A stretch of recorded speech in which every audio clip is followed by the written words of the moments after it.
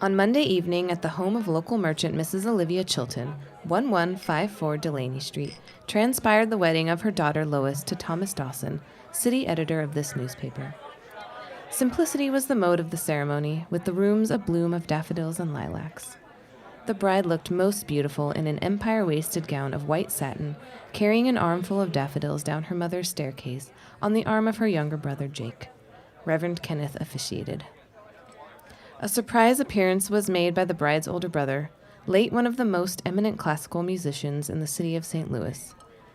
Shortly after the ceremony, the newlywed couple departed for a honeymoon on the northern California coast, amid many salutations and fond wishes.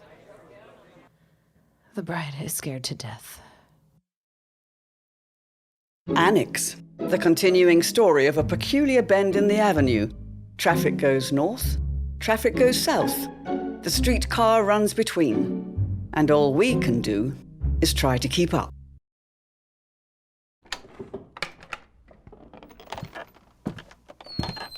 Home at last, home at last. Oh, carried over the threshold like proper. Oh, Donovan, just think. This your home now, too. No longer Diana's house. This is the Shackelford house. I want you to feel at home here. It's most important to me. I'm glad to hear that, darling. Mother Shackelford, you're still here. Your manners are lacking, girl. Mother, I suspect Diana's just surprised. How thoughtful of you to greet us upon our return home from the honeymoon. Well, thank you, son. I'll accept that graciousness on behalf of you and your untutored bride. Forgive me for appearing surprised that you're standing in my house when I had been under the impression you were Carolina-bound. Take care not to make Mother feel unwelcome in our home, Diana. It is, after all, she who gave me life. As he says, she has much to learn, she does. I ought to... Diana, please, I have this in hand. Mother, it would help if you didn't antagonize her. Your office called, Donovan. Go call her back. How long ago? Oh, last hour. She's rather anxious to speak to you. Tell Helen I said hello, won't you? Such an efficient young woman. If you'll excuse me, ladies, I'll make the call from the study.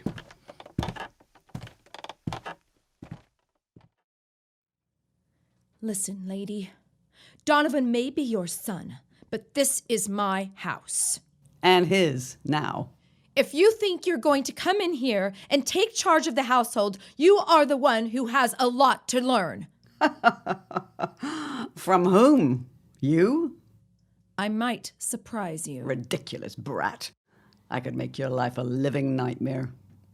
By interfering with my marriage to your son? In more ways than you can ever imagine. Are you threatening me, Mother Shackelford? I don't threaten. I suggest.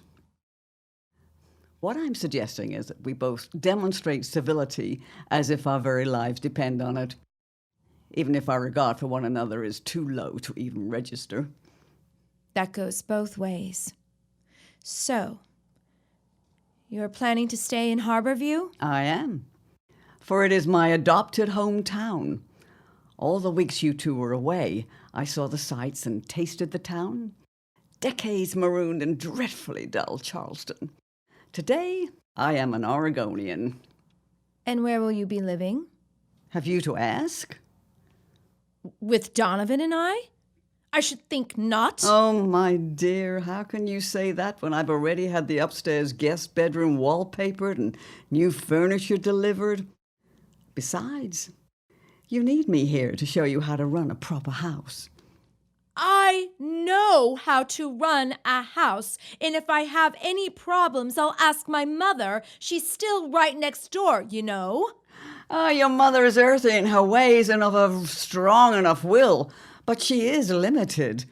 Perhaps she could run a farmhouse on a lilac farm, but she does not know a single thing about how to run a house where a Shackelford man lives. You are unbelievable. So I'm told. By the way, when will you go next door to congratulate your mother and have big news? Big news? Oh, she hasn't told you yet? Bother.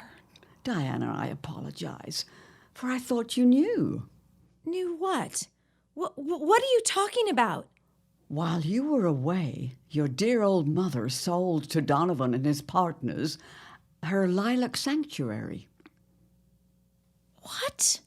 The house, the grounds, everything. Oh, you and Donovan keep your parcel. It was arranged. This can't be. This isn't right. When I left, Mother had no intention of selling. Certainly not to Donovan and his partners. What is his interest in lilacs?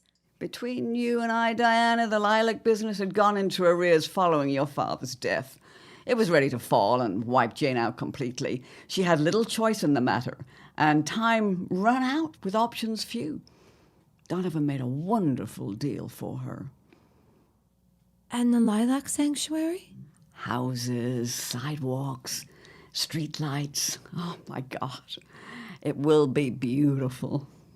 Donovan made Mother a deal? When? While you two were away on honeymoon. Did he not tell you it was underway? Oh, he does work so hard. No, he didn't tell me. Now I know why. I'll see to this insanity. The lilac sanctuary is not being built over, and you are not going to connive your way into my house. I've seen how you work, lady. Not welcome in my own son's house? You're damn right. I'm going to give Donovan a piece of my mind about this madness. You do that, girlie. You do that. Give my son enough of a headache from his mother under the same roof as his wife, and that mother-in-law house out back will be standing by Christmas 1917. I'm partial to a Dutch colonial.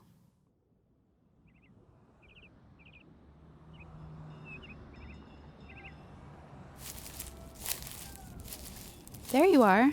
I was ready to put out a police bulletin for a handsome boy. Your handsome boy has jumped up as hell in these clothes and wanted some air. How many people did they invite? Lots of newspaper folk for my father, and your mother invited a few of her favored customers in the neighborhood. I heard from Father just now that you had to remove the scolds. Would you believe it? They disguised themselves as old women and sat in the back row for the whole ceremony. It was just as the reception began that they were exposed. How? Ma recognized their voices and yanked off their old lady wigs and hats while they were in line for food. I went ahead and chased them out to Delaney. Last time I saw them, they were headed south back to Woodbury. I'm sorry I missed all of that, and Lois will be too. We were upstairs, but I did hear them hollering as they went. Truth is, I came out here after them and stayed for the fresh air, but then I started thinking. Uh-oh. There's no delicate way to ask you this after the last few months. Oh. Yes? Yes, Jake? Nancy, if your father just married my sister, are you and I related now? Oh. Well, fine. Okay, so let's see. It makes me your aunt, or you my uncle. Technically speaking, of course, Uncle Jake. Ugh. Who's that man on your front porch? What man? If it's the scolds again. I don't think he has anything to do with them. He's on your front porch just yonder, dressed very dapper and smoking a cigarette. He's looking over here. I think he sees us. You're right. There is a man on the porch. I didn't see him at the ceremony, and believe me, I made a good read of every face in that room. He wasn't there. A late arrival? He seems to be hesitating before going into the house. Why does he fix his case on us? That man. Something funny about that man. His suit? Mr. Fancy Pants, isn't he? Cut it out, Nancy. It's something else. What is it? I feel like I've seen him before.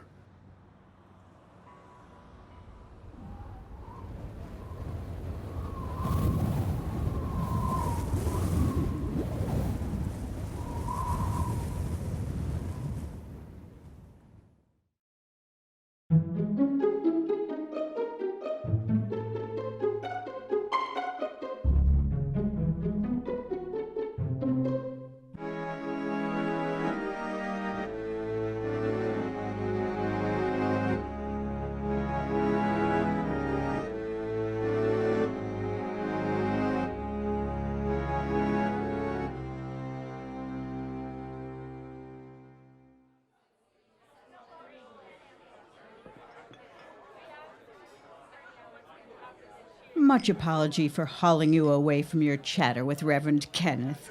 But, Tom, I did want to get you to myself and tell you plain how handsome you look today for my Lois. We're no longer neighbors. We're family now. Olivia, you don't know how much it warms my heart to hear you say that.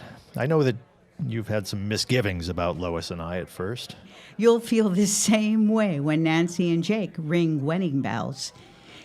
In the present, however, have you seen my daughter around anywhere? She wasn't out in the yard or out in the porch. Couldn't find her in the kitchen.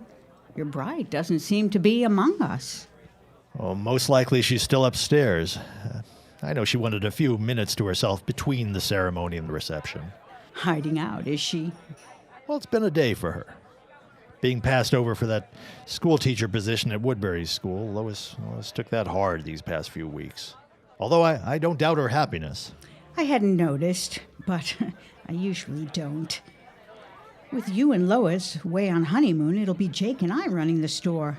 Bless Nancy for agreeing to work some shifts or we'd be sunk.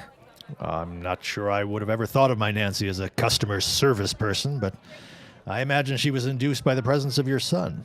Love makes the world go round, but it can also make a monkey. You think Lois has buyer's remorse? Well, I just think that it's all moved a little fast for your daughter. There wasn't much courtship and such a short engagement. All of a month. I suppose. Well, I'll go up and bring Lois down. I've got something in the kitchen that just arrived, and it's sure to put her in high spirits.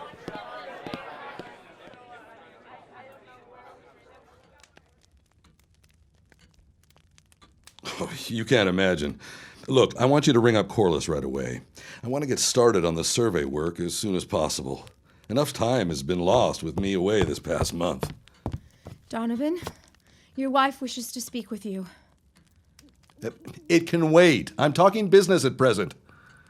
Now, I want you to take a memo of the points to go over with Corliss. Get something scheduled with him by the end of the week. This is where you tell her that your wife needs you and you will call her back. Then you will explain how and why you bought my mother and the Lilac Sanctuary out to build houses. Donovan, if my father were still alive, this would have put him in his grave. Oh, come off it, Diana. You're irrational. Where did this sale, this development, where did this come from? How long have you had your eyes on my parents' property? Donovan, I want an answer! One more time, Dee. I'm conducting business that provides our livelihood, especially after your mother ran that lilac farm into the ground. I have neither the time nor the desire to justify my actions, professional or otherwise, to you. Leave me now. Oh, and show my mother the respect you expect I show yours, huh? Oh, sorry about that, Hell. Donovan. A little privacy, Dee? Yeah, you're not kidding. Tonight? I suppose we should mount a plan of attack before we meet that surveyor Corliss in person. Dinner meeting at that cafe right near the library downtown. Nice.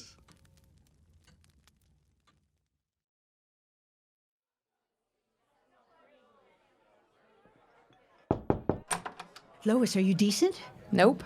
My baby girl, you make a beautiful bride. I was so proud to see you come down the stairs on Jake's arm. Oh, Ma. Thank you for this day that you've given us. It's not over yet. Come downstairs. Why? Because it would look very odd if you remained upstairs in your bedroom for the entirety of the wedding reception. Come on down. Ma. I can see right through you. What are you up to? I'm not fooling. I'm not up to anything. You have a surprise in progress, and you know how your daughter Lois feels about surprises and how superstitious she might be on her wedding day. Ugly accusations spoil this fine day. Come downstairs. There's something I want to share with you. Why don't you just give me just a moment and then follow? Ma. Oh, please, Lois, do it for me. Okay, fine. Go downstairs and I'll be right behind. Ooh, that's what I wanted to hear. You better be right behind your old mother. Yeah. Nancy said it herself. The day isn't over yet. I Guess I can't put it off forever. Downstairs I go. Maybe she hired a juggler or something. Oh my God, no. He's returned to us. Hello, sister. Hello, Horace.